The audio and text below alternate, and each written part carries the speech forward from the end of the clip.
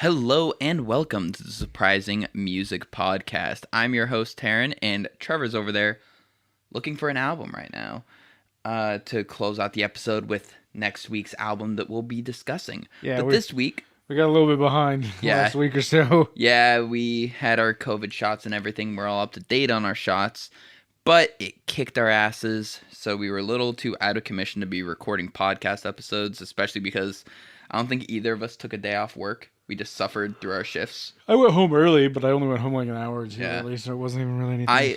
I'd already been there for 8 hours. I only stayed late, and I was fucking miserable. Yeah. But we're back, baby. We're back in business. We're back. We're ready to attack. And we're back with the great Hayley Williams this week and her first solo album, Petals for Armor. This is her second album over the course of the past year and a half, 2 years. She's really spanking these bad boys out like I do on a Friday night. I jerk off a lot more than once a week. Well, yeah, you just do it several times in one day. Yeah. I mean, I haven't lately, ever since I've been eating them bologna sandwiches. I prefer roast beef. Okay. Arby's. We have meats. Not Arby's. I fucking hate Arby's, except for their fries. They have really good fries. All right. But yeah, so we're doing her first of the two albums, my preferred album. So I'm glad that's what we pull out of the hat. Petals for Armor, featuring singles such as Simmer, Cinnamon, My Friend, Dead Horse. A lot of singles off this album because it was released as 3 separate EPs that all combined together into an album. So yeah, 15-song album, 55 minutes, 51 seconds of content. This might be our longest album yet. I would say it's up there, probably with... I'd say no. I'd say it's probably the longest one, maybe by like a minute. It might beat one by a minute, but I don't know which one it would be. I would say it probably beats Pink Lemonade by not much. That's what I was going to think that it was. Yeah. Oh, Pink Lemonade's longer at 1 hour. It's 1 hour on the dot. Oh, fuck. Oh, so this is our second longest, probably. All right, so let's hop right into Simmer. Yeah, Simmer. Well, I guess I want to give a little kind of rundown on the album to start with. Oh, yeah, yeah. Who is Hayley Williams? Hayley Williams needs no introduction from us. She is the great singer of the band Paramore. She started in the music industry when she was about 14 years old and has been an icon since. She has just been a star-studded powerhouse since she burst into the scene in the early 2000s, taking emo and pop punk by fucking storm. Yes. But this is an experimental post-pop avant-garde album. Experimental is a word I use to describe it very much in my notes. Yes, same. And you were gonna say, sorry. This style though is, in my opinion, a lot better for a narrative storytelling style than pop punk. Because when we'll get into it when you go in the album, I know a little bit about this because I know a couple of the songs off them, and Dead Horse being one of them is very, let's say, personal. Yeah, for her. This whole album seems very personal for her. It made sense. Like therapy. This made sense that this was a Hayley Williams release and not a Paramore release, because this is all about her. This is about her relationship with what was the dude's name? Chadwick or something? That tells you everything you need to know about. He's the bassist or guitarist of Newfound Glory. They had a very, very messy, rough breakup.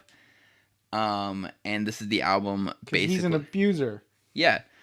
And emotional and physical from the sound of it, but I don't know too much about the actual ramifications of the relationship or anything, but I do know Hayley's talked a lot about being in therapy, how depressed she is after the relationship ended. The relationship started when she was 18 and went for 10 years before she finally was able to get out of there.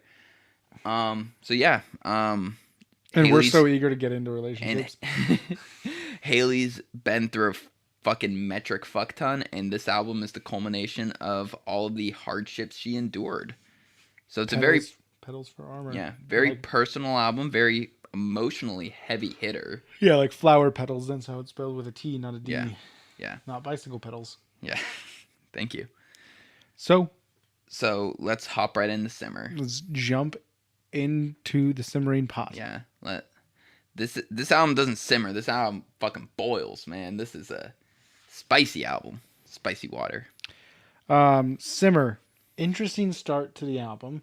This is the first single. Yeah. Okay. So it's the first single. Yeah. Interesting start. I do see why it's a single compared to some of the rest of the songs on there, but it makes sense. It's interesting. It's kind of slow, especially for Hayley Williams being pop punk. Yeah. I mean, this whole album's really slow for Hayley Williams. I would say Dead Horse is the only one that like competes with like a pop punk style. Yes, but then there's also parts of songs that are like kind of fast and pick up, and you're like, oh, there it is. Oh, and then it's back.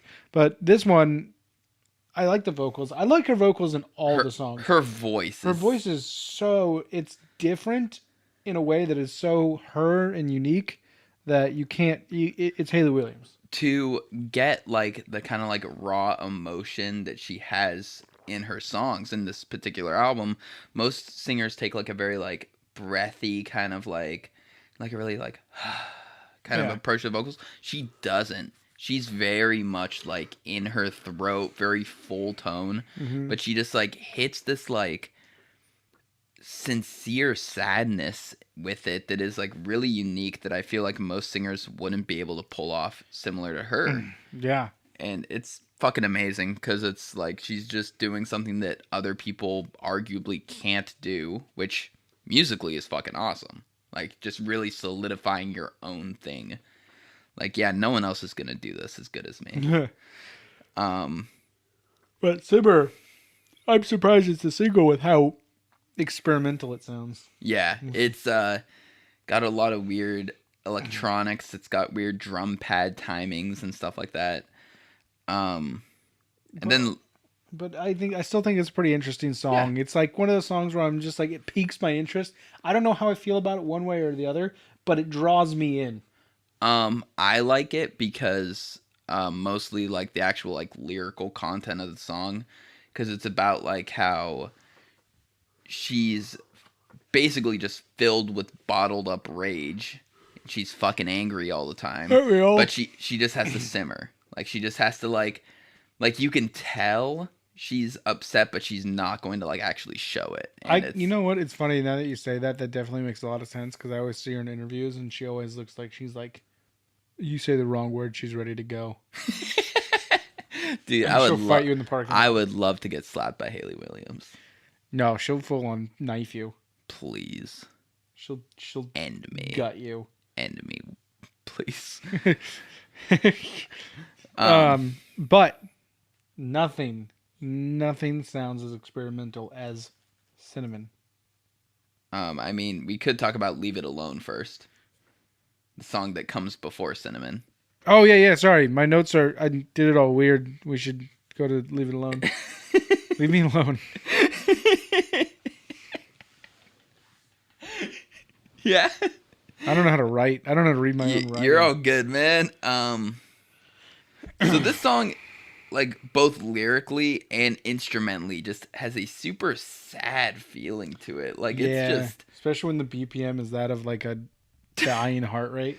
Yeah, and then, like, the tension on the vocals and stuff. Like, I feel like at some parts she's arguably singing incorrectly on purpose to show, like, strain. I see that. Because it's not, like, a grit. It's not, like, singing with rasp. Like Joan Jett, you know? Yeah. Like, she's almost singing, like, through, like, a clenched throat to show that, like, I'm struggling over here. Like, I'm going through a bunch of shit. I'm walking here.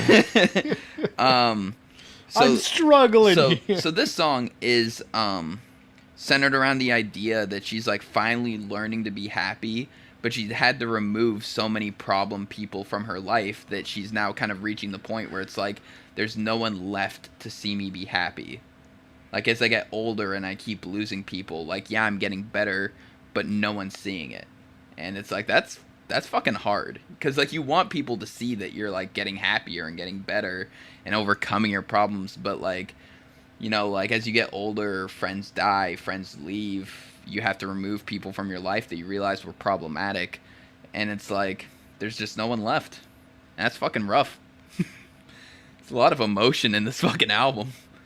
I feel like you went to therapy by listening to this album. Yes. We're 2 songs in, and you're like, you're about to start crying. Like, man, this touched me. This is a very emotional album for me. This touched me like that pastor across the street. Mr. Wiggins. Is that his name? I think so. Yeah, he's a pedophile. He can go fuck himself. I could get it wrong. That's a real thing that I'm sure we talked about in the Surprisingly Circle podcast. We have talked about Mr. Wiggins and you leaving your hoodie there and you being too afraid to go back for it. Mm-hmm. Yep, and rightfully I was really sad because I had that hoodie for less than a week, and it was 2007. The Red Sox had just won the World Series. Dude, and it was 2007 Red Sox World Series. If you would have told me, I would have gone back for it. At the time, he probably would have left me alone. I was not a good-looking kid. I am a peak glow up. All right, like I am like a fine wine. I got better with age. It gets better. Yeah, it always gets better. No, it doesn't. But yeah, like this song is definitely like has a different level of low sadness to it from the rest of the album, I'd say. And like one of the parts in the song references her grandmother who fell down the stairs and suffered head trauma and like basically forgot who she was. Like she just like the head trauma was so traumatic, like it basically like forced dementia on her. And, TBI. Yeah, so it's like even someone like as close and loved as like her grandma can't even see her progress because her grandma doesn't really know who she is anymore. And it's like, man, this is a lot. Hayley, are you okay? Because I know you're you're in therapy and stuff, but yeah, better help. I think you still need a hug. Like Jesus I get Christ. her ads all the time. Yeah, huh? The ads for better help or something like that. Oh. I mean, I'm sure she just already had a therapist, but yeah. But now she can do it on her own time. Dude, yeah. This is just what she tells me, okay? So do you have any notes on Leave It Alone, or did you just go straight into Cinnamon? Apparently I just went straight to Cinnamon. All right. No. I do have notes on that. This one was really slow. Yeah. It slowed it down, turned up the experimental to like 10. Yeah. And it was like, okay. I was definitely like, I don't know how I feel about it. Yeah. Because I try not to get in touch with my emotions. Because I'm like... Really? I couldn't tell by the everything about you. I drink to drown. You are peak Irish German, where it's just like, if a problem arises, you just start seeing more of the bottom of your drink. Das Schutz. You know, I think I've seen... It is not German. I don't know. It's Deschutes. I don't know shit about alcohol. Dude, I feel like I see... You know how to cook with it. I feel like I see the bottom of beer cans and bottles more than I see your face.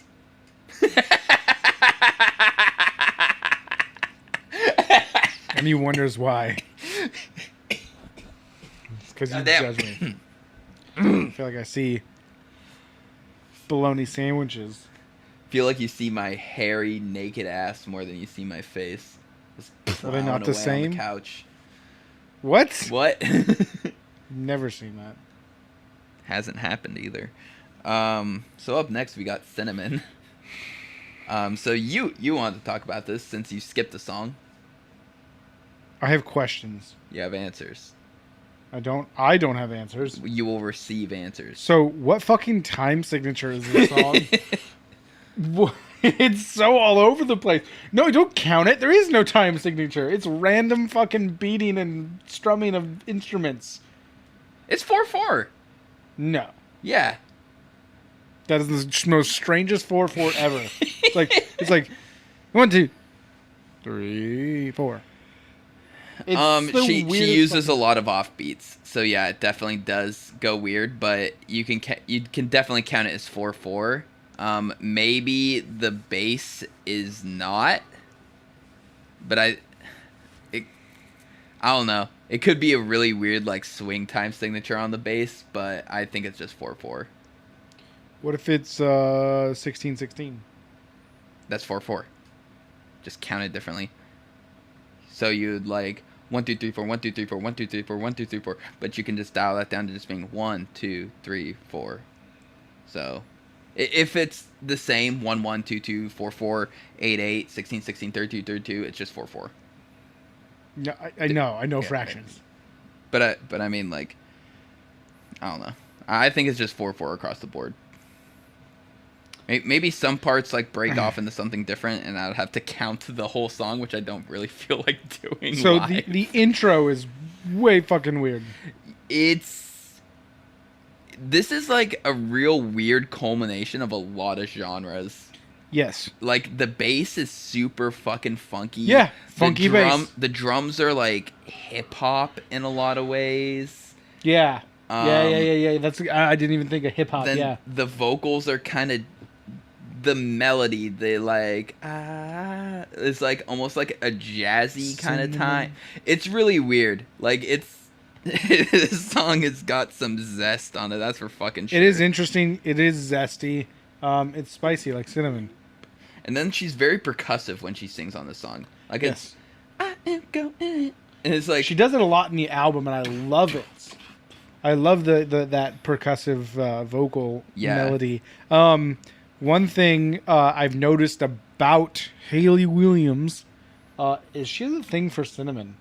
I feel like cinnamon gets mentioned throughout the album on some of the songs. So and words that sound like cinnamon. Like cinnamon. Yeah.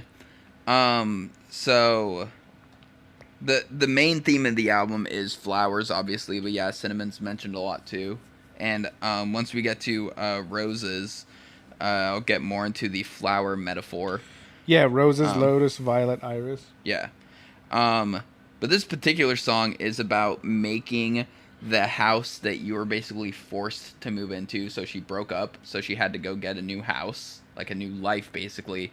And, like, trying to make this cold, empty place, like, comfortable and, like, home for you. So, like, cinnamon is, like, kind of like her comfort word in a way of, like, cinnamon makes her feel relaxed and comfortable. So she, like, fills the house with things that make her feel safe. But simultaneously, she's building these walls up around her and not letting other people in so that she can feel safe. Do you know what that is like, Trevor? Putting walls up so that you don't have to let other people in? Nope. Okay. Who are you? Get out of my house. This is my favorite song on the album. Really? This is like hands down my number one. It is Playoffs. This is far and away my favorite. Like, this is a honest to God 10 out of 10 song for me. Like, I see no flaws in this song. It is a perfect song in my opinion. What time signature? It's 4/4. You say that. You say these numbers, but I don't think you know what they mean. Yes, that's exactly what I was going to say. I'm glad you took my joke. Good. Okay. Well, hey, this next song is about Taryn. I wish this song was about me. Okay. Well, what's the name of the song? Well, Taryn? actually, I don't wish this song was. I wish half of the song was about me. Creepin. So Creepin is like that part of the song is like, why do you keep creeping into my thoughts? Mm-hmm. Like, I don't want you in my head anymore. Why are you living in my head rent free right now? All right.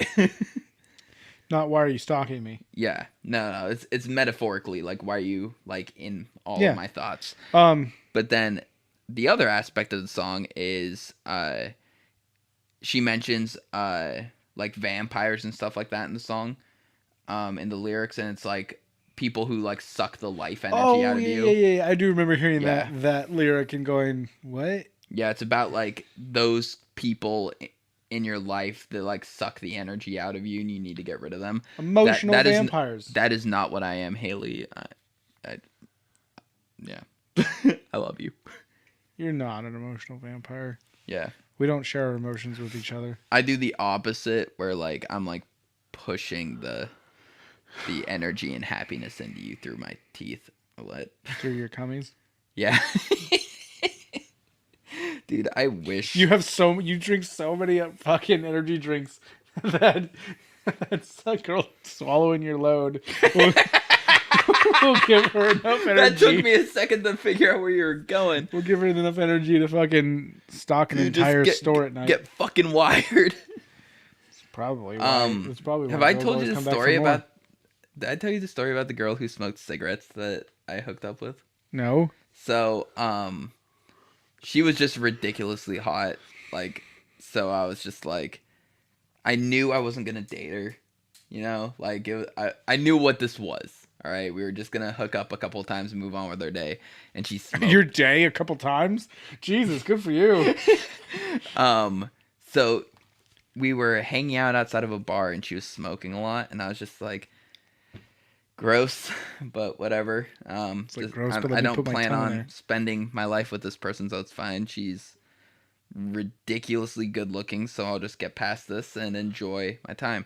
Anyway, so like once we get back to our place, Central Point house, so we're banging, we're banging. And we make out while we're banging. I think I got a like secondhand nicotine high from it being like in her mouth, because I felt just like super lightheaded and nauseous and like slightly wired in a weird way. Yeah, and it was just like, this is the worst fucking thing ever. Like, I wanted to throw up. That's why you got to keep doing it. No. It's an acquired taste, Taryn. Yeah. Hey, Taryn, it's an acquired taste. Dude, you got to get into it. One of my coworkers, sounds like that? We're talking about, yes, a different coworker, though. She always sounds like this, and she's wondering where this is. And I'm just like, shut the fuck up. No one wants to hear you. But no, one of my coworkers likes to drink 100% cranberry juice, and I was like, why?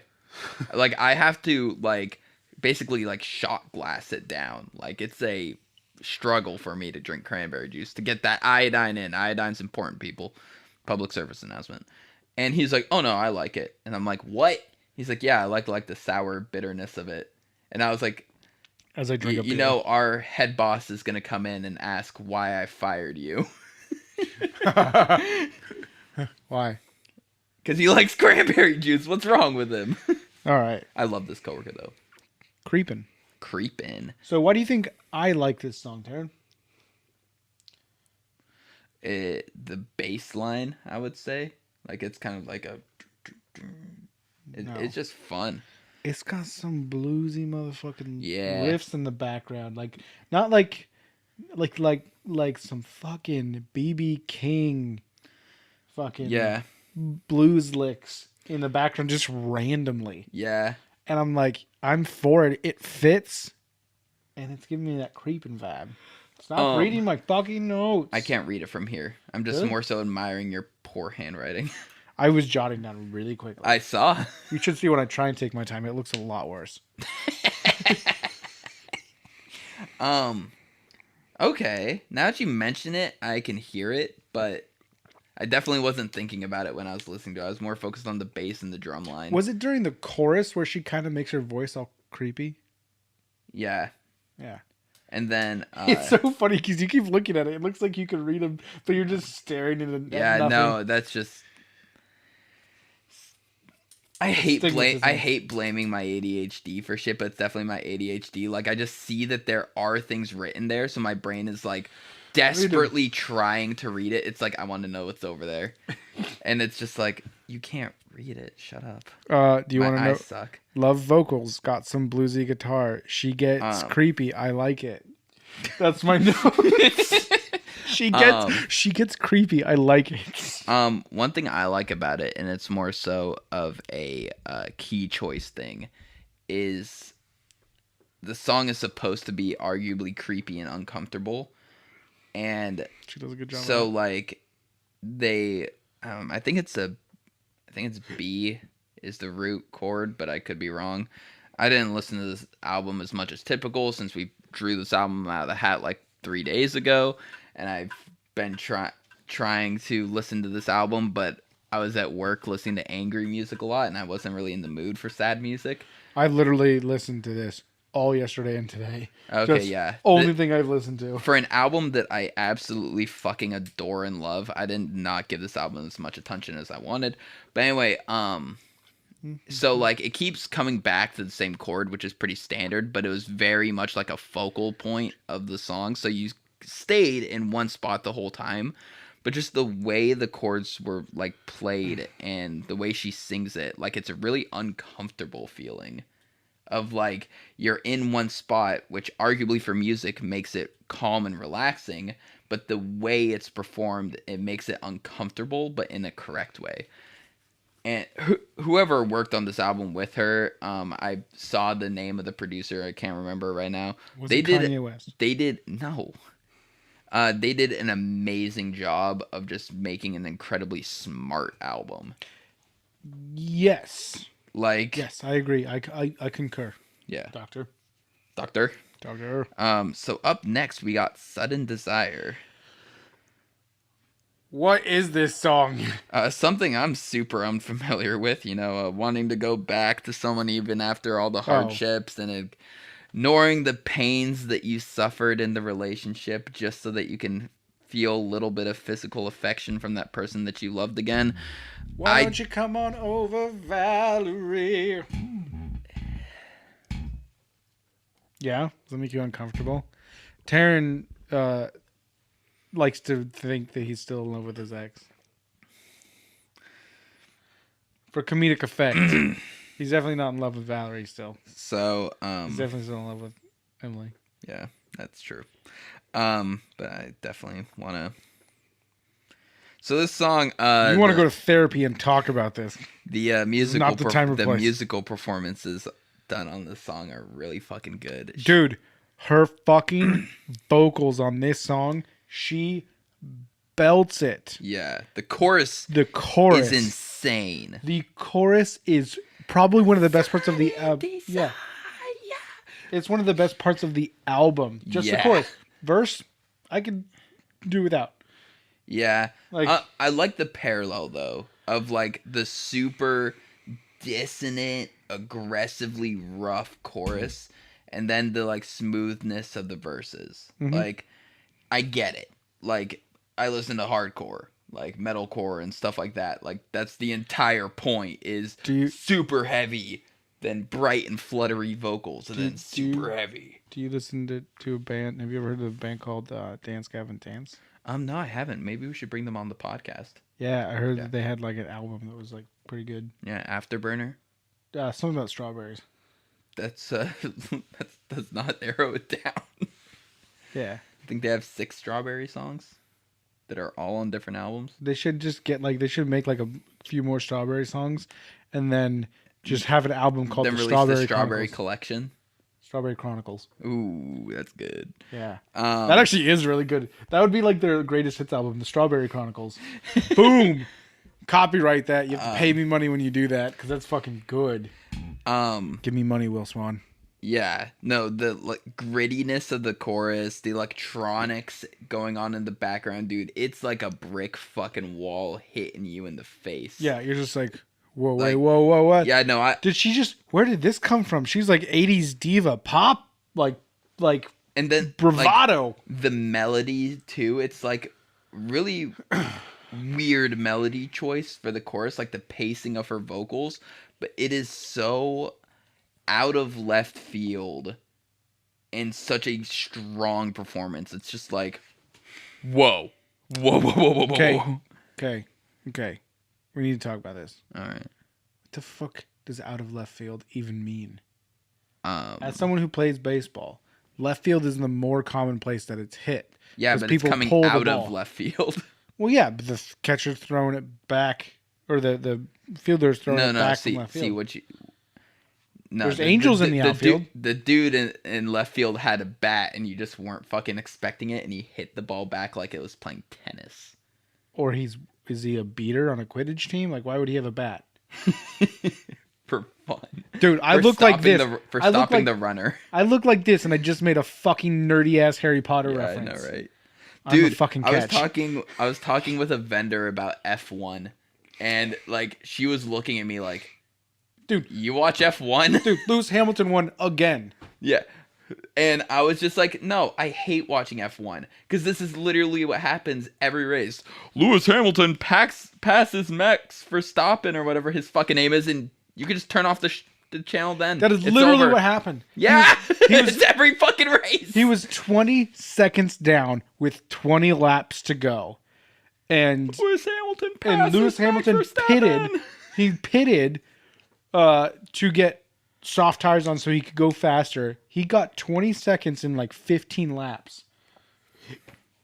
And passed him. It's like, what's the fucking point?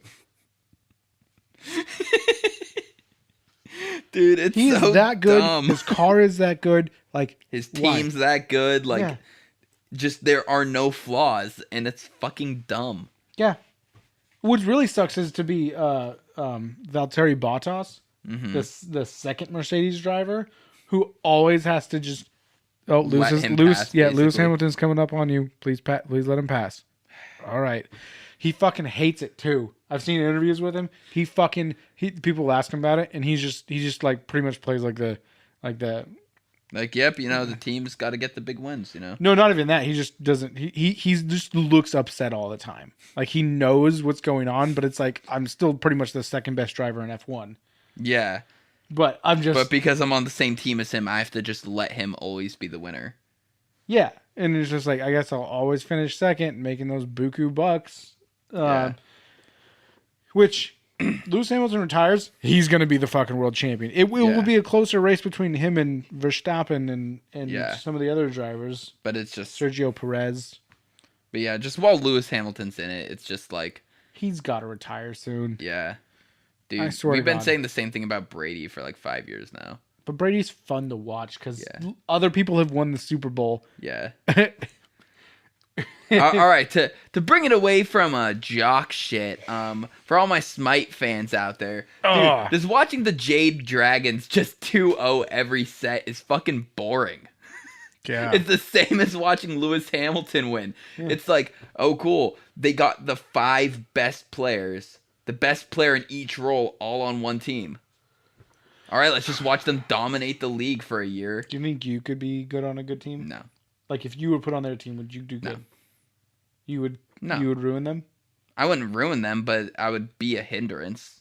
Like my best lane is solo lane, but that would take Fine OK off the team, and he is, I would say, top 3 player overall in the league across all roles. So it's like that's a hindrance in and of itself.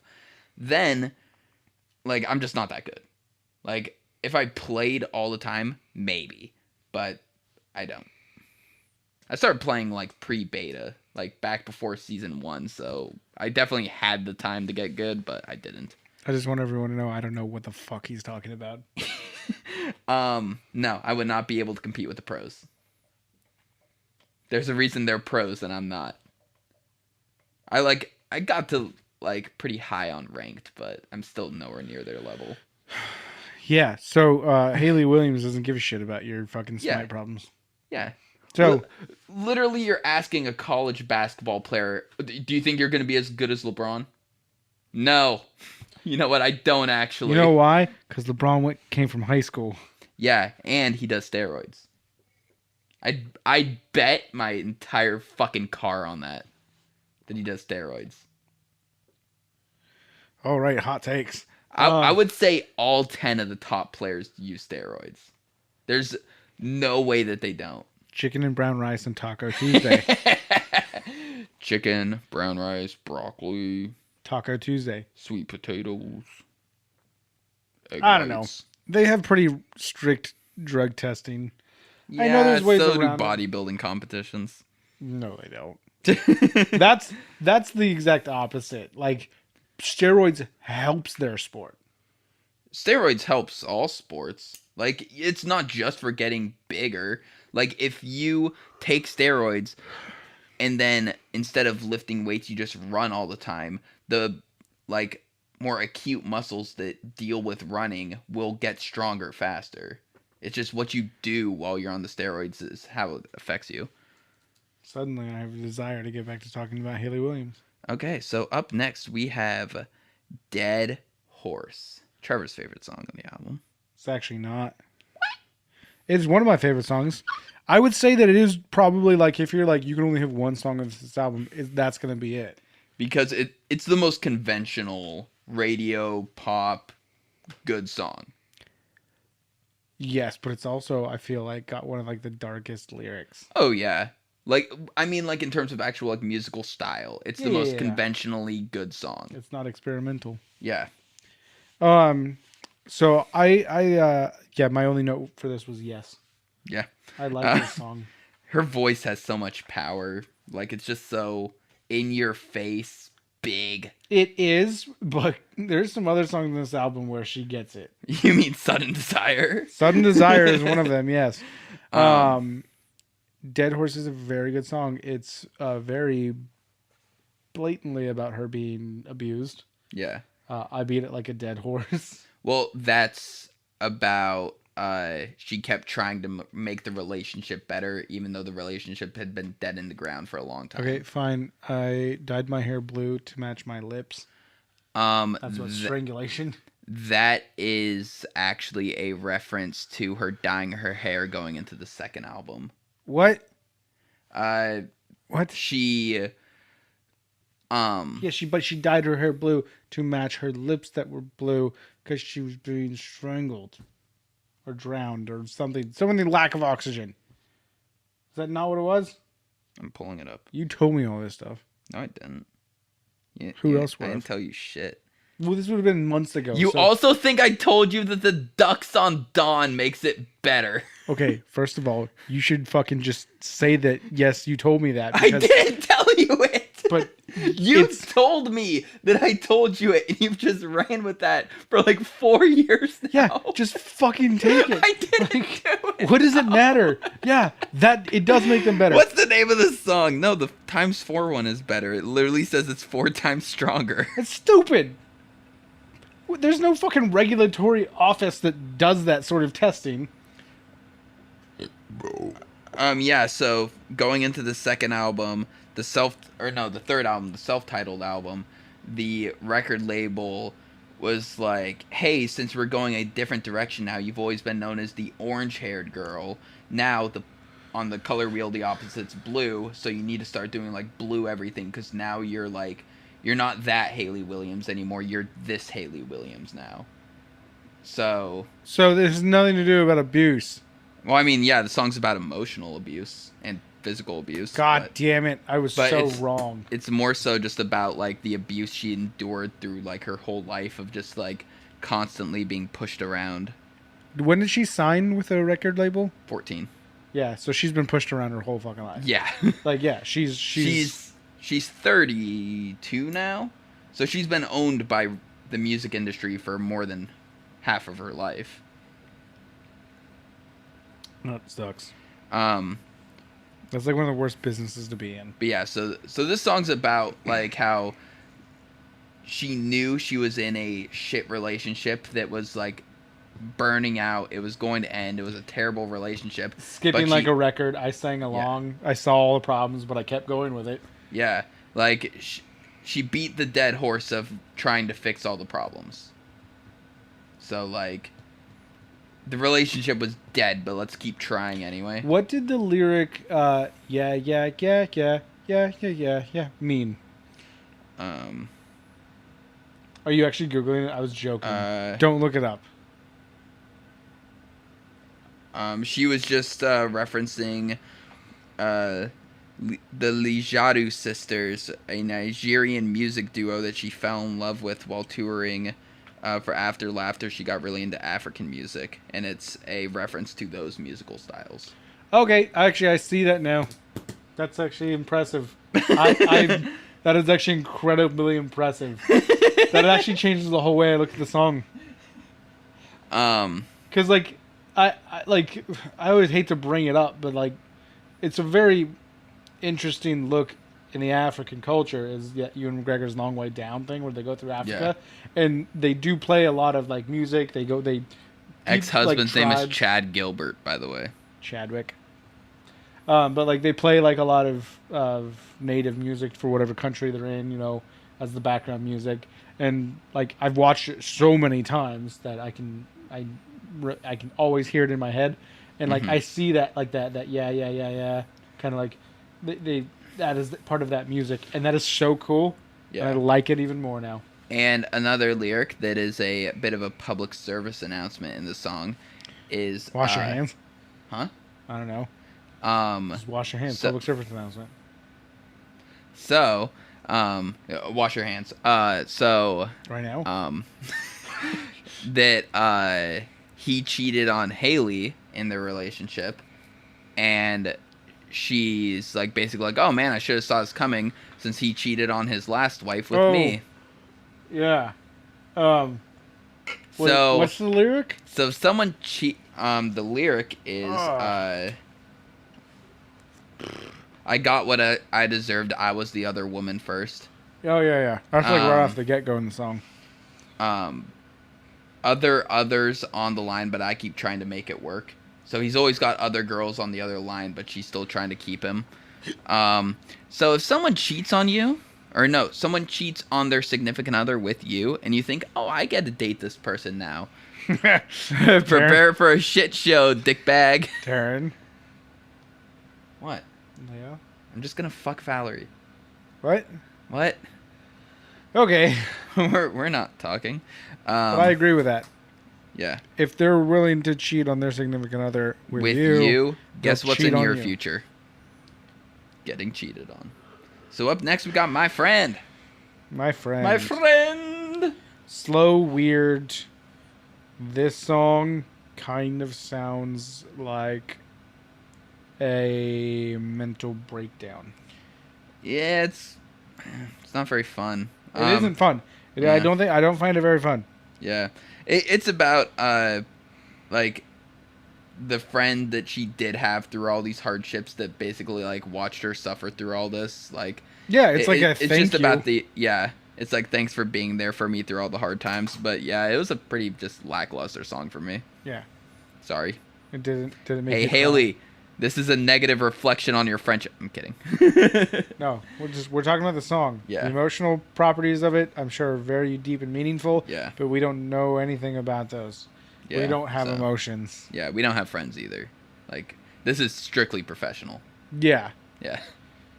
You should see us off camera. Yeah. It's strictly pornographic. Yes. Yeah, no, I don't really have much to say about the song, so if you want to just move on. Is it over yet? Yes.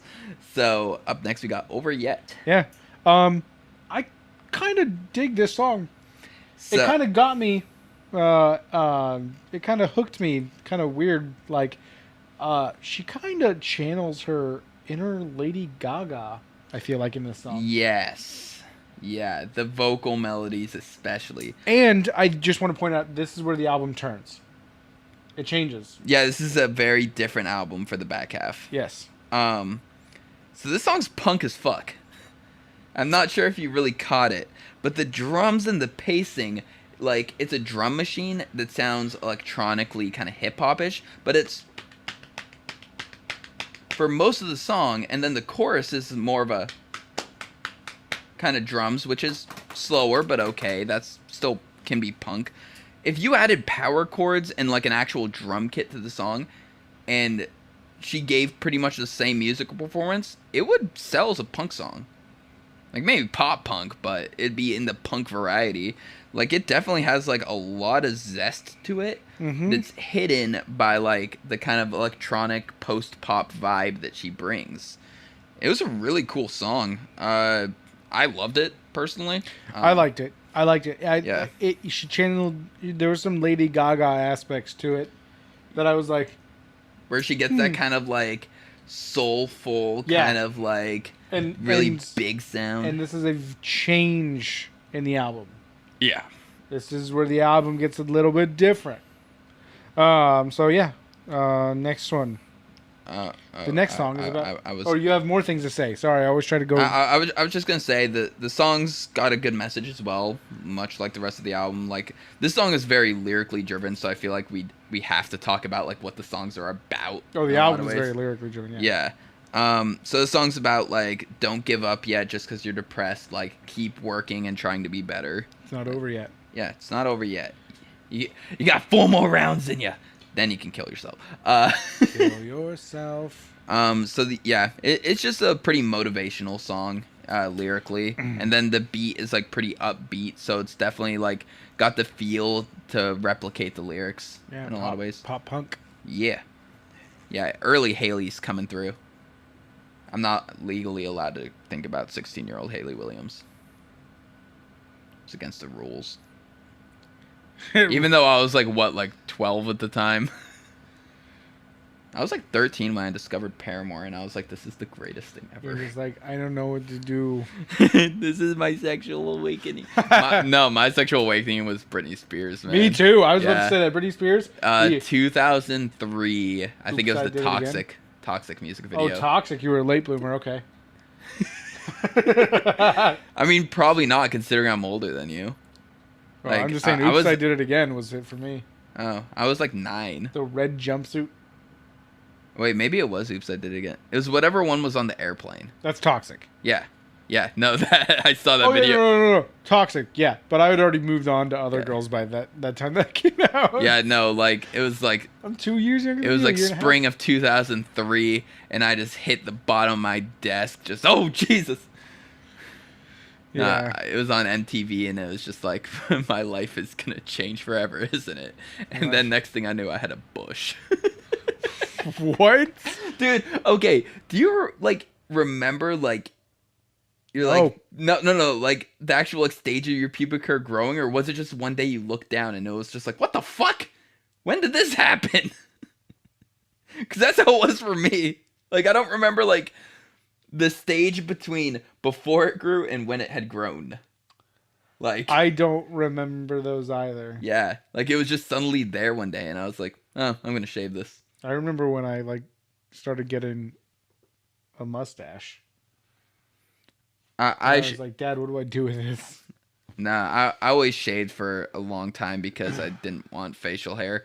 Also because, like, no young person should grow facial hair because it never looks good. It just looks patchy. Yeah, if you're in high school, if you're in high school, don't grow. Unless you just have some god tier genetics and you do grow in full beard. But if it's at all patchy, shave it. And if you do, be the cool kid and buy kids alcohol. They're still gonna card you.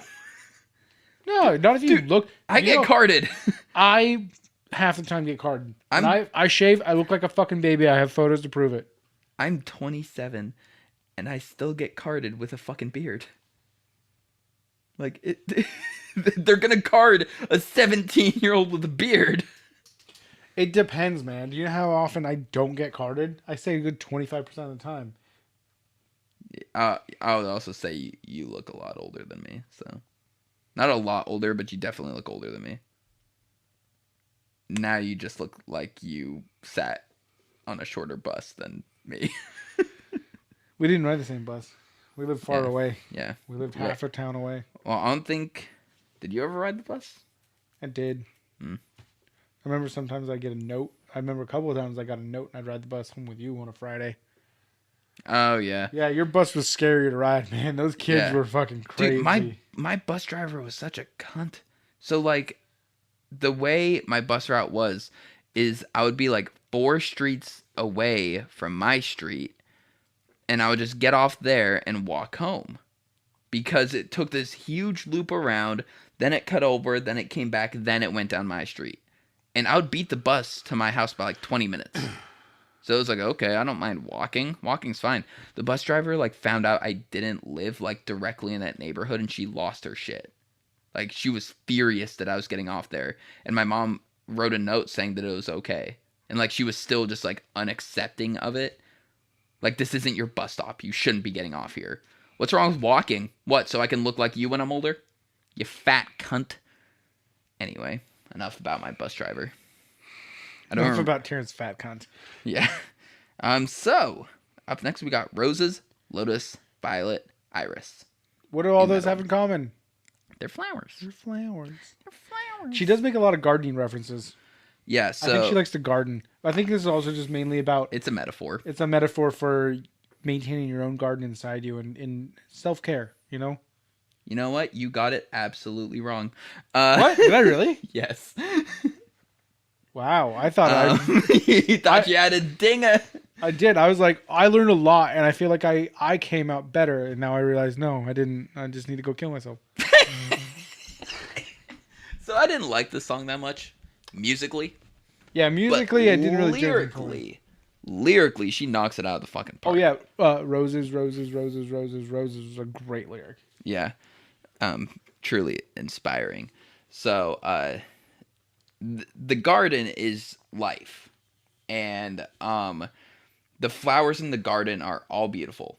Like, you go into a garden and all these flowers are bright, vibrant, beautiful. Except for that fat cunt bus driver. Yeah, she's a bitch.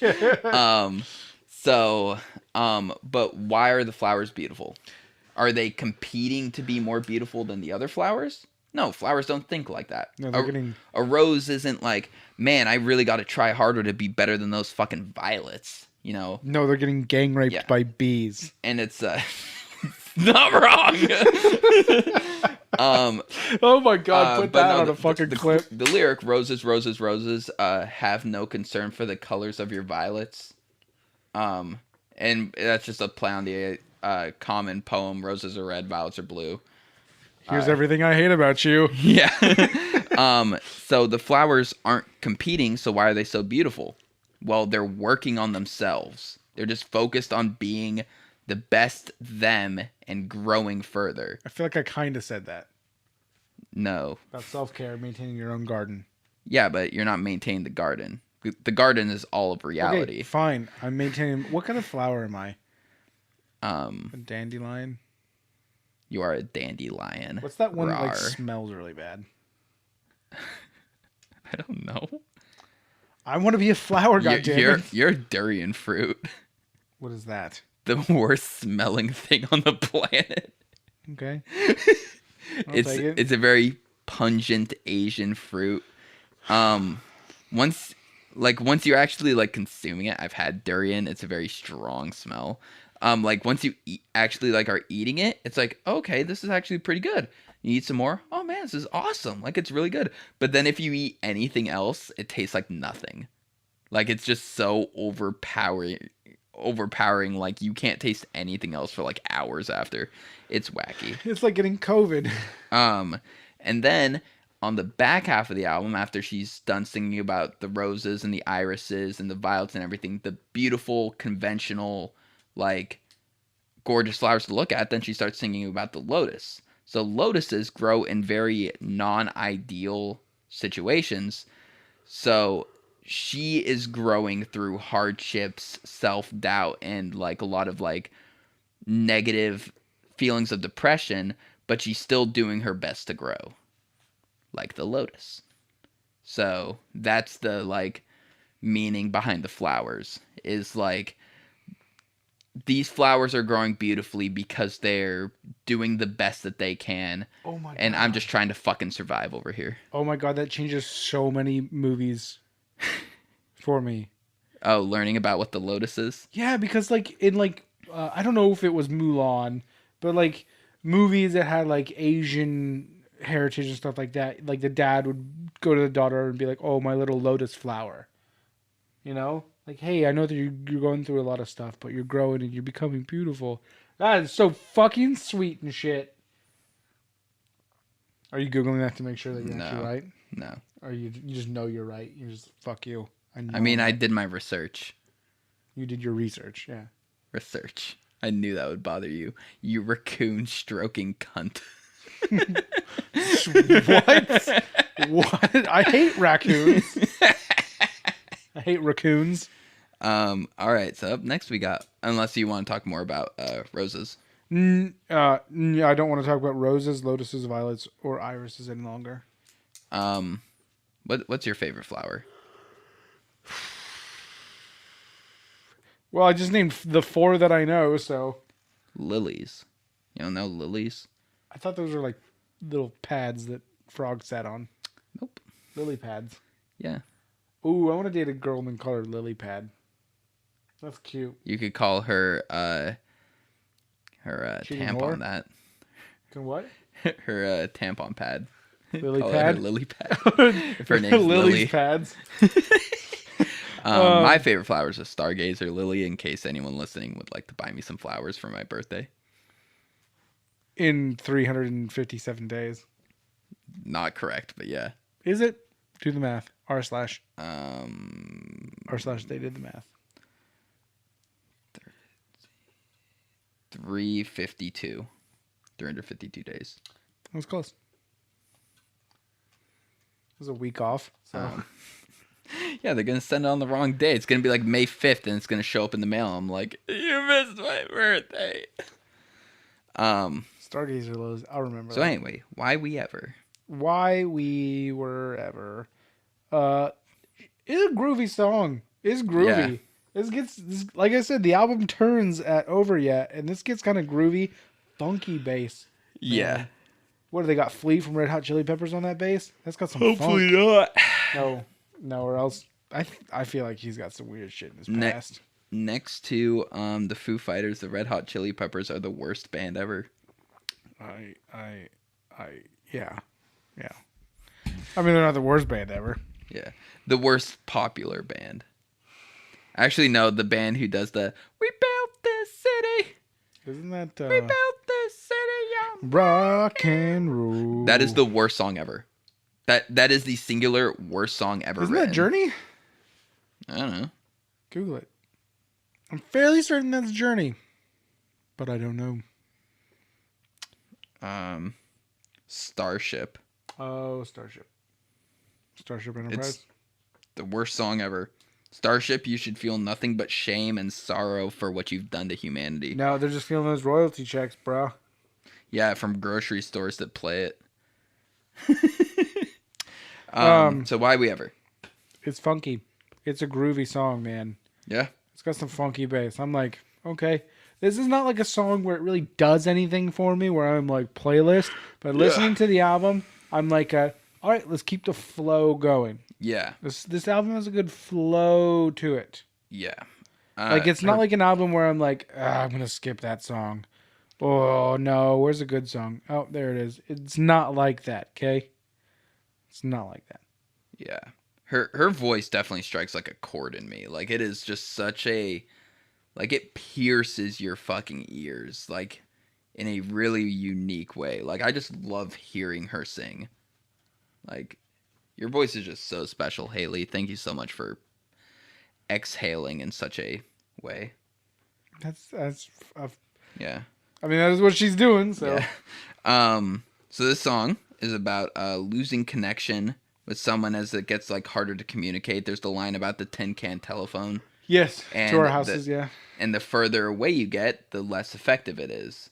To the point you just can't hear or understand what the other person's trying to say. You know, I don't think that any of that... I don't think the tin can telephone is real. It works. Never done it, so I don't know. Yeah, because you never had a friend who wanted to do that with you. You know what? You're right, so... I mean, I am a friend, but I just don't want to do a tin can telephone. Like, we could do better things with our time. Yeah, like talk on a real telephone. Yeah, or just, like, watch porn. Separately. So up next, we got Pure Love. Pure Love. Speaking of pornography, with your best friend. Hey, Taryn, can I tell you a fun fact? Sure. Pure Love. Favorite song on the album. Really? Dude. The intro bass is fucking zesty. Hayley Williams channels her inner 80s pop diva Tina Turner. Yeah. And fucking just goes for it, man. This is some 80s diva pop shit that I was all for. Okay, man. I yeeted myself into this. I just want to sound like one of the young cool kids. So, all right. It was so fucking good. Yeah. Pure love. The song's about you too. What? Whoa! What? So, the lyrical content of the song, outside of the power pop diva that you're in love with, is that she wants to be loved again, but she knows she has to tear those walls down that she built up. I don't know what walls you're talking about. I haven't built up any walls. I know how to build a wall, but I haven't built up walls. I would say dating you would probably be very hard to communicate and get into your emotions. Because you build up walls to keep yourself safe. Yeah, okay? Yeah. I'm like a castle. Okay? You can't penetrate my castle. There's no penetration in this castle. Gonna need a pretty big battering ram to penetrate that castle. Yep, that's why you're not even in my kingdom yet. You got a tiny pecker. Whoa there! No spreading lies on the podcast, Jesus. Hayley might hear this. Hayley, I'm hung. I smack my fucking knees around. Oh my god. Dude, that would honestly be like... I would have probably killed myself by now. Yeah, like, you could cut off half of it and still be way too fucking big. Yeah. What if your dick was like 50% tip? Isn't that like the most sensitive part? Yeah, but like imagine. Why did I ask that? I know that. Imagine how that would look. You just look like a deformed mushroom. You eat some really weird deformed mushrooms. I buy them pre-cut. And also, I feel like every mushroom is deformed because they all look fucking weird. They all look like they're not all having a fun time. Yeah, this song was pretty fun. Like, it's definitely not pretty fun. Not up there for me, but I liked it. It was really good. The bass riff particularly was what I loved. Yeah, I loved the power diva pop. So yeah.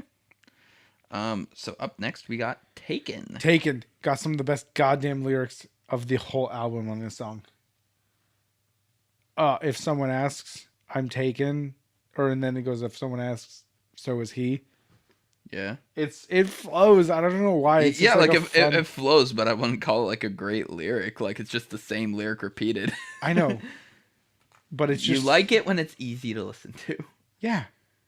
It's just like fun. I like 8-minute prog songs that confuse me. Sexually? Well, sometimes yes, but doesn't always have to. Panku yeah, again, in this song, she sings super percussively. It's very like on the beat, like very emphasized on each beat. The lyrics are a bit over repetitive, but still fun. Yeah. The vocal melody is really good for the verses. I really love that.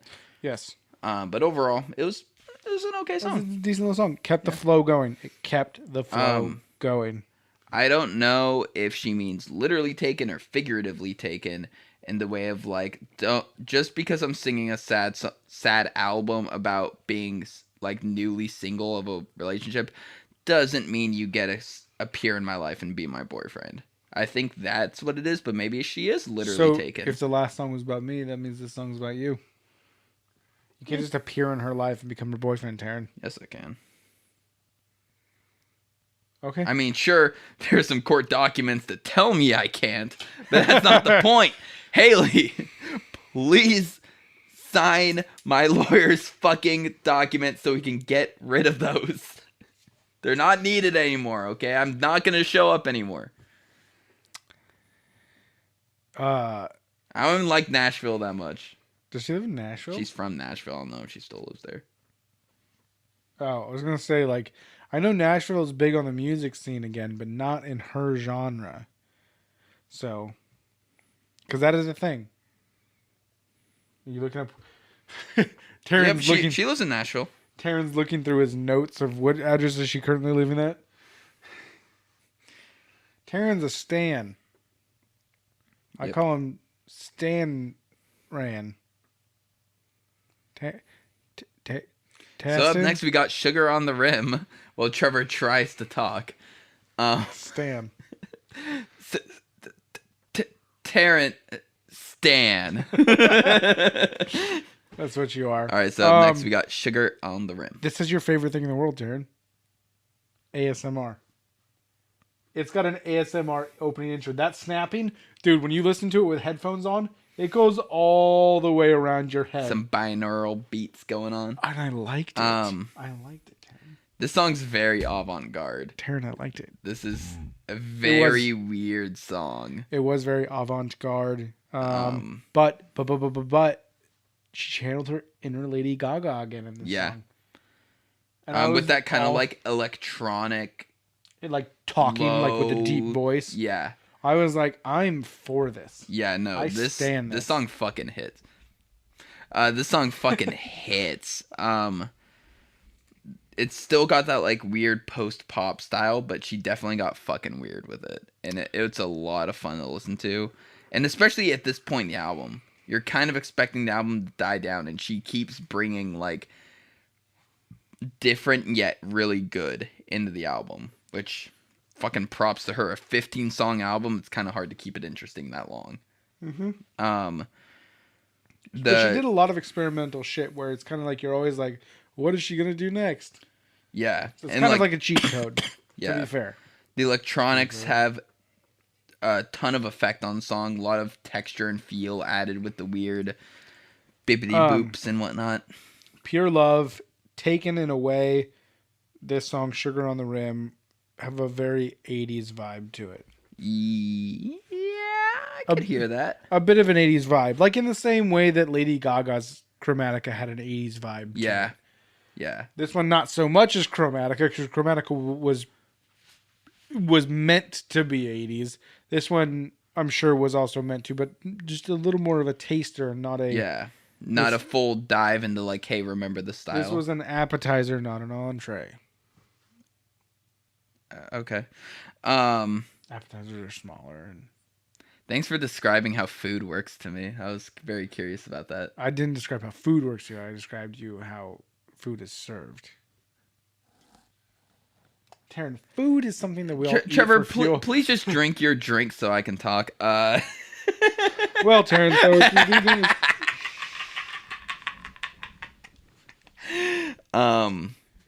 can talk and drink.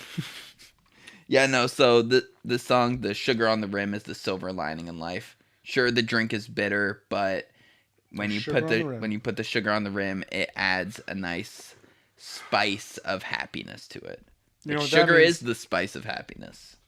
Sugar and spice and everything nice. That's how the Powder Puff Girls were made. Oh, actually, it's not Powder Puff. Why do I always say Powder Puff? It's Power Puff. Yeah. Powder Puff is that stupid thing that happens at the end of the year in high school where where they tell women they're not good enough to play sports, so they get this special game at the end of the year. The Powder Puff football game. And then guys play volleyball or something so they can be like, oh, we're equal. You think we should get rid of the lingerie football league? No. You know why we shouldn't, though? Should or shouldn't? We shouldn't. Okay, can you say it as two separate words? Are you saying should not or should? Should not. Okay. Shouldn't. Okay.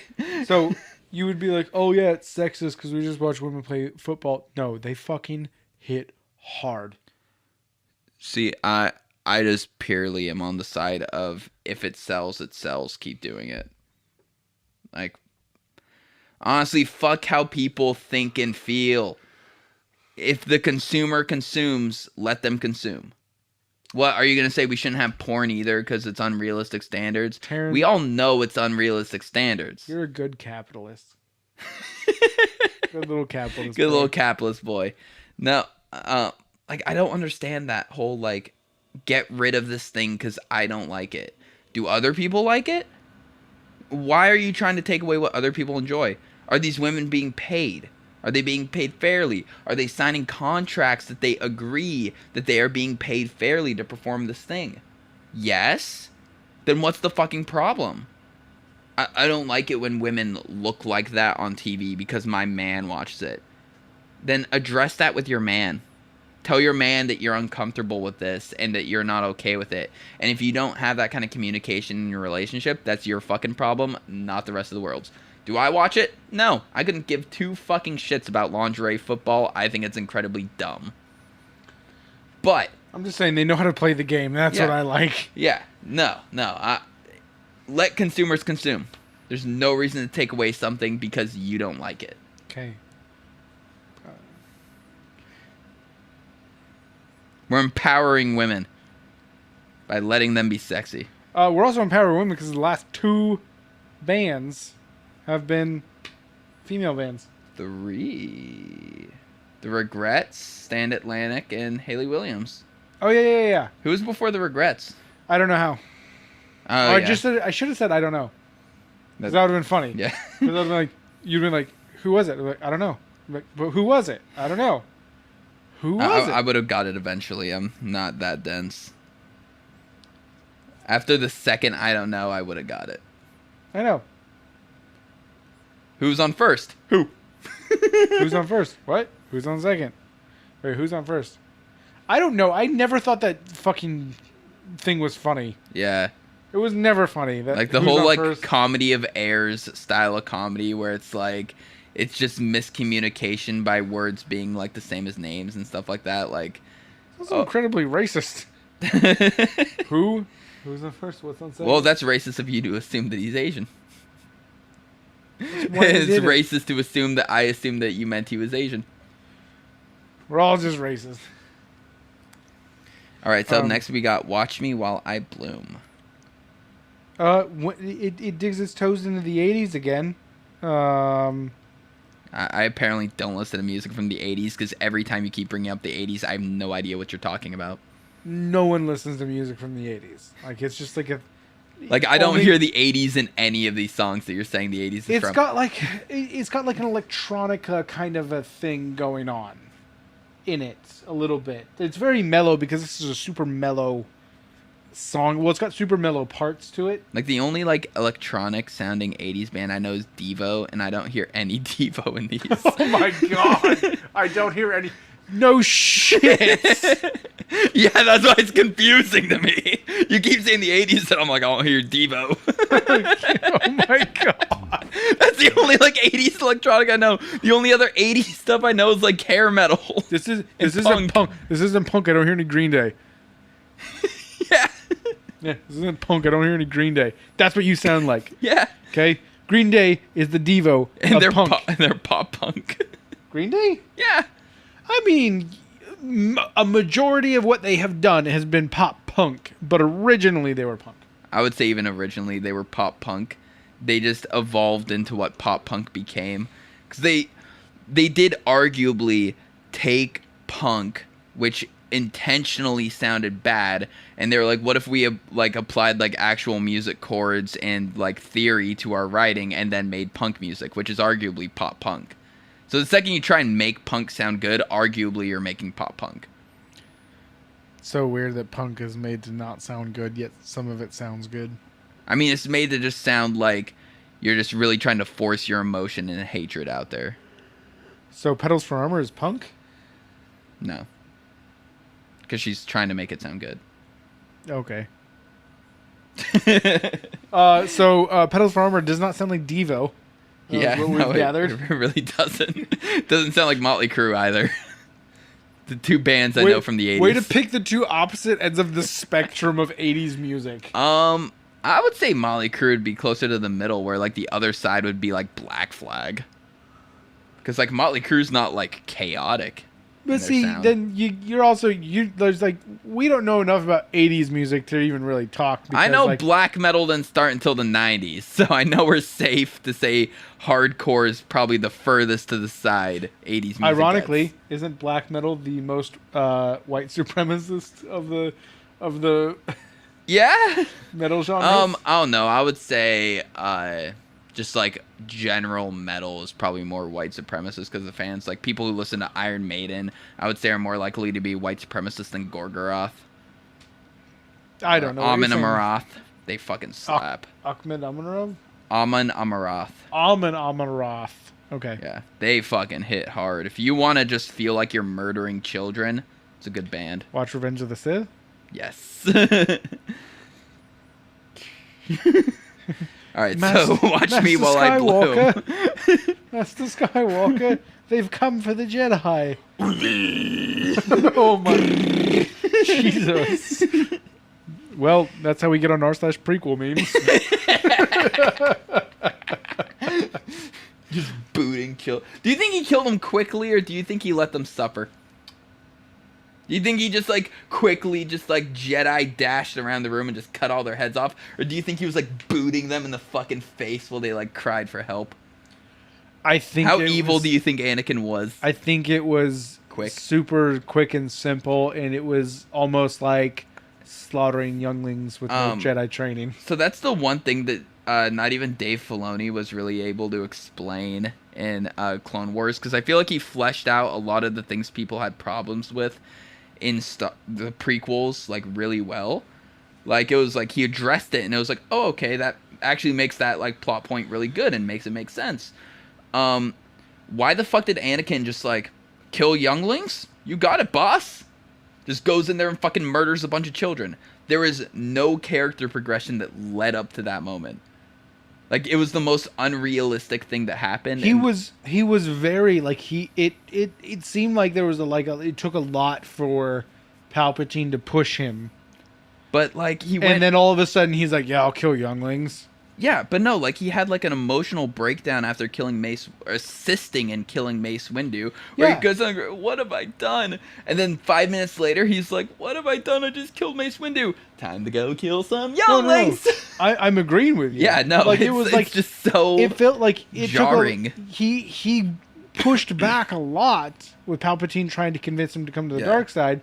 Then all of a sudden he's like down with killing younglings. Like, I know why. Also, can we start calling all kids younglings? Yes.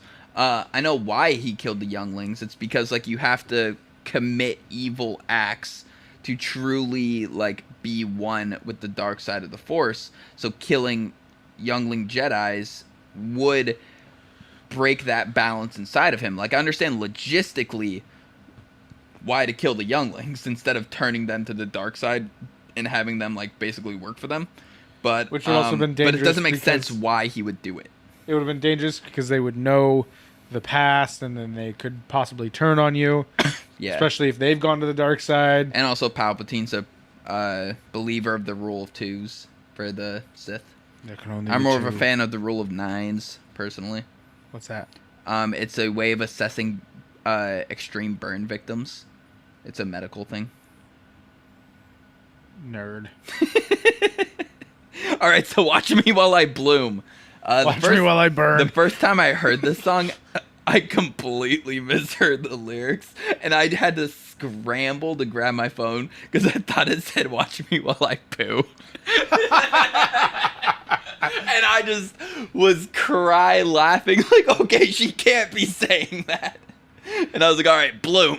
What would you have done if that's what she was saying? I'd watch her while she poos. I'd ask where I can pull up that live stream. Or just IRL, you know. TRL? Do you remember TRL? TRL? The, like, segment on MTV where bands like Blink-182, Sum 41 would play. And it'd be like a live performance. What does TRL mean, though? The real something? The real life? I don't know. Talk about Watch Me While I Poo. So when I poo, I use the squatty potty. Total Request Live. TRL. Yeah, that's what I said. TRL. I said TRL. I know you did. I just repeated it. Okay. Hey, Taryn. Yeah? Turl. Turl. So... What you watching tonight? Turl. Watch Me While I Bloom. It's a fun song, but it just has some super mellow parts that just are very... just like in direct opposition of the fun parts. Yeah. And it kind of just takes me out of it. Like there's usually... It's really hard to find the balance between fun, fast, kind of more exciting, up-tempo beats and parts, and then comparing them with the slower parts. Sometimes they just don't go together, you know? Yeah. And I think this is one of those songs. While yes, it does have some fun aspects, I think both parts are good in their own respect, but I don't think they vibe well with each other. Yeah, I can see that criticism of the song, and I kind of agree with it, and for the song in particular. Some of the gritty parts are super nice, like her kind of like very raw vocal performance, but then like, yeah, it doesn't really just mesh well with the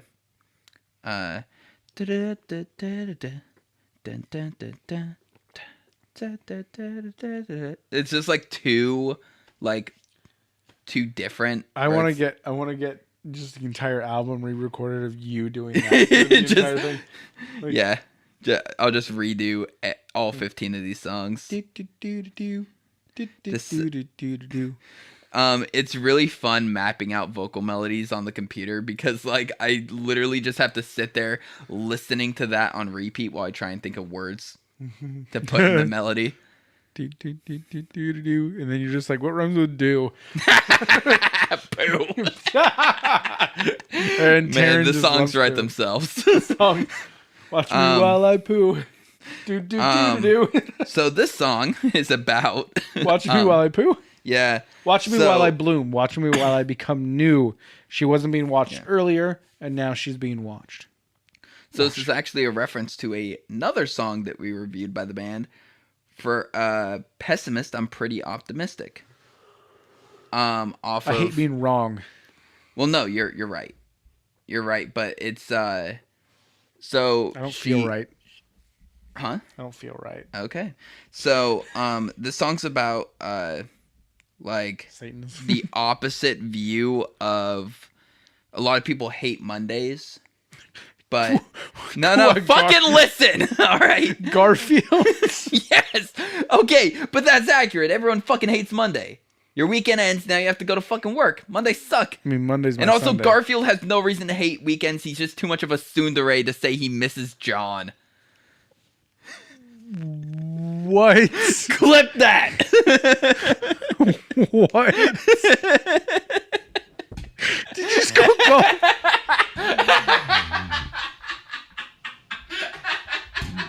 Did you just?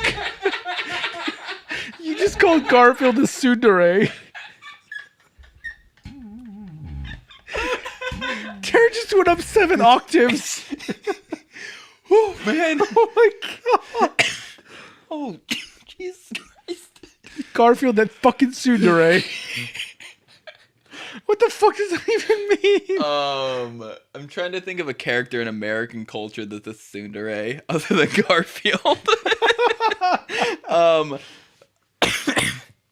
It's the kind of girl who like she like kind of is like her way of showing like emotional affection to the person she likes is like the kind of like pouting like I don't even like you that much kind of like thing, but like they do. Aubrey Plaza. Yeah, peak tsundere. God, and like give me one Garfield. of them. Garfield doesn't have a fucking job. Why does he hate Mondays? Oh, because John has to go to work, and he can't like be like kind of like pouty, mean, but actually loving John. He can't say I miss John. He's got to be like, no, I just don't like Mondays. Yeah, like I don't like Mondays. Well, why don't you? Shut up, bitch. Give me my fucking lasagna. You called Garfield a tsundere. Oh my god. But yeah, so this song is about how she loves beginnings. She doesn't view Monday as like, oh, I have to get through this week. Monday gives me the opportunity to make a better week. So for a pessimist, someone who's depressed, going through a lot of hardship, she's pretty optimistic about it. She sees like the first day of the week as an opportunity to make this a better week. So, like, watch me make this week better. Watch me move forward and be better. Watch me while I poo. Watch me while I poo. All right, so we got one song left. Let's fucking get through this. Crystal Clear. This one was competing for a title for me out of all the albums we've done as a album ender. We always talk about it. Yeah. Ending the album. Ending the album and starting the album are two horribly underrated things in terms of doing it well. And this one was competing with Impossible Winner for me. Weird, we have not reviewed an Impossible Winner yet. Impossible Year, perhaps? Impossible Year, yeah. Oh, okay. Yeah, this is competing with that for the most awful album-ending song. It What? does nothing for me. It is such a good song. It's a good song, but like comparatively, it's so basic. You're off your fucking rocker. Why don't you go listen to Taken? Wait, no. Was it Taken? Pure Love. What was the song that you said you liked that I didn't? I forget. I can't find it. Sudden Desire. What was your favorite song? No, Sudden Desire hit hard. I think it was Pure Love. Yeah, Pure Love is my favorite song. Other than Dead Horse. Okay. Dead Horse doesn't count. Yeah, my last note, which I didn't bring up, was overall bland song. Crystal Clear is fucking great. Her vocal performance hits hard. The message is great. Moving on is hard and scary, but you know it's what you have to do to get better. Sometimes you just have to look at your ex and say, hey, this isn't ever going to work out again. I need to move on and be better. Yeah, Taryn, and guess who's not there yet? Me. Several times over. Yeah. I would put this top 5 album closer out of the albums we've done. I don't know. Stand Atlantic's Hate Me Sometimes was pretty fucking good. That's potentially number 1. Test of Violence was pretty good. Test of Violence wasn't that great. What was it? Bad Ideas? No. No. I know that's the album. I'm just saying so you can search it. Yep, I'm familiar with the album. Well, because you Interlude 3. What was the song before that? Honest. Oh, that wasn't it then. Actually, I do like that song though. I don't remember. Was it Royal Blood? Royal Blood had a pretty good one. What was the album we did by Royal Blood? Royal Blood. That was their self-titled. Yeah. It's not even one of their top albums. Jesus. Well, it's because they just had that one album come out, so that's gonna be pushed. Better Strangers. I don't remember this. Yeah, it's a pretty good one. That was a pretty good one, but yeah, this one just Impossible Year wasn't. God, we really got to go through we got to make a tier list. Tier list. S tier. I would argue that Happy Days was the last song of there's Penku Remenad, but that was just kind of a weird almost that's like the credits rolling. You don't call the credits the last scene of the movie. Yeah, no, the last scene of Endgame is the snap. That's what everyone says is the final it's the scene. Funeral scene, but yeah. The climax. Yeah. And then there's cleanup afterwards. There's always cleanup after the climax. The climax is Frodo throwing the ring. Well, Frodo doesn't. Sam pushes Gollum. Or Frodo pushes Gollum. No. The kid from the Goonies pushes Andy Serkis into the volcano. Lava. Yeah. And then Daniel Radcliffe sits there and cries. Yeah. That's the climax, and then the army getting defeated is also part of the climax. But then they have the scene in Rivendell where they're all together, and then they're back in the Shire, and no one in the Shire gives a shit about who they are because the Shire's just never Hobbits changed. are mean. They're like 8th grade girls. No, they're just kind of in their own world. Everyone's worried about this big pumpkin. Well, they have literal war heroes sitting there that saved the planet, but everyone's just worried about this big pumpkin, and it's silly because life is normal because of them. It's kind of a positive reflection on the sacrifices they made. Everyone gets to live this normal life now, but they should be getting recognized for it. You fucking bootlegger. And then Frodo has to leave Middle Earth because he fell to the temptation of the One Ring. Did he really? Yeah. He didn't throw the ring into the mountain. He said no. So he left Middle Earth? Yeah, on the boat. The New World with the elves. Because the elves left Middle Earth as well because the third age is the age of man. So everyone that had connections to the old world left. Dude, I've not seen Lord of the Rings since I was 10. It's incredibly deep and political, and when you rewatch it as an adult, you're just whoa, what? I should probably rewatch it. Yeah, we should. Together. Okay. But that was Petals for Armor. Yeah, Crystal Clear didn't do it for me. I loved it. But it was still a decent song, but it just wasn't as experimental as the rest, and I don't feel like it really kind of fit in. It had so much fun, weirdly big but not big sounds, the kind of echoing Crystal Clear going back and forth off the on beats and stuff. It was weird. So basic. Your second favorite song's Dead Horse. The most basic song on the album. Yeah, but it's poppy. Yeah. Okay. Yeah, basic. So, Petals for Armor, what do you give it? Oh. I don't feel comfortable rating this album because it's not objective, because I'm just so in love with the message of the album and Hayley Williams. It's a 9 for me, but probably like if someone else performed the album and I didn't have a connection, I would give it a 7.5 to a 7. But yeah, like I'm rating it like I'd rate like a girlfriend. Like, you know, like objectively she might be a 7, but I'm calling her a 9. Because I love her. And I love this album in a very emotional way. Do you love the album or do you love Hayley Williams? Both. The album lyrically does everything right for me. This album is good therapy. I give it a 7.5. Still pretty high. Yeah. Yeah, no, that's upper tier. It's very experimental. I feel like it's one of those experimental albums that worked out. Yeah. And will lead to good things going forward. I mean, the next album, not that good. I didn't like it very much.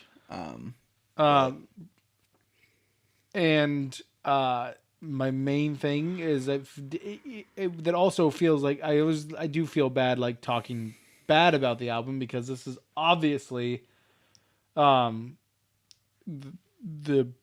writers for this album are Hayley Williams and her therapist.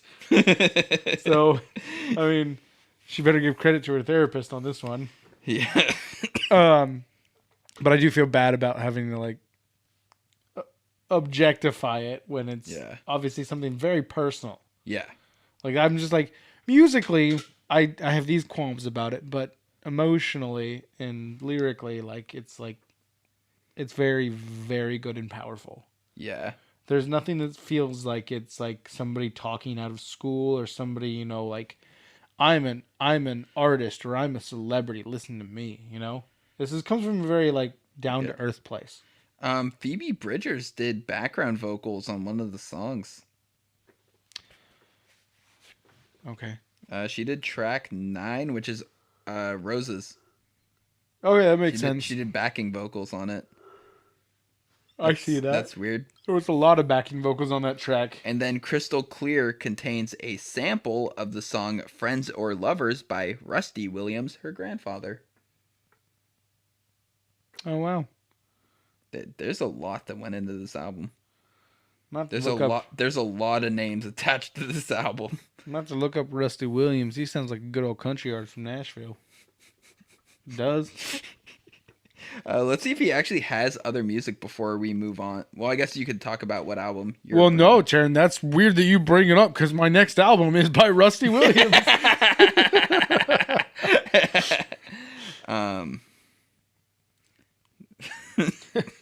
Does he have anything? Yeah, he has songs.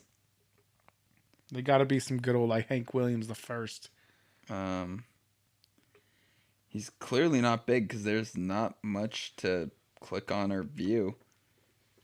When you click on his Wikipedia page, it just takes you to the Petals for Armor album. Did you go on Spotify and look him up though? No, I was just trying to find like an about him page.